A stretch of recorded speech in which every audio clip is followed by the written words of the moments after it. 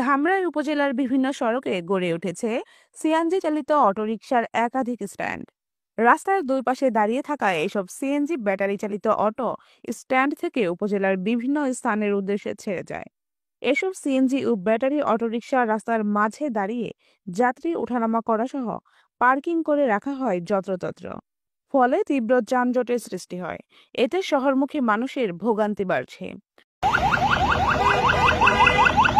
উপজেলার গুরুত্বপূর্ণ সড়ক দখল করে অন্তত 15টি স্থানে সিএনজি চালিত অটোরিকশা ও গাড়ি স্ট্যান্ড বসিয়েছে।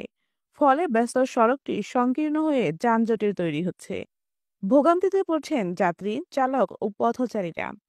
সরেজমিনে দেখা যায়, উপজেলার প্রবেশপথ ঢুলিভিটা বাস স্ট্যান্ডে শত শত ব্যাটারি চালিত অটোরিকশা, সিএনজি রাস্তার উপর দাঁড় করিয়ে যাত্রী ওঠানামা করছে। ধামরাই থানা স্ট্যান্ড ও ধামরাই বাজারেও একই রকম চিত্র দেখা যায়। মনে হয় অটোরিকশার মেলা বসেছে।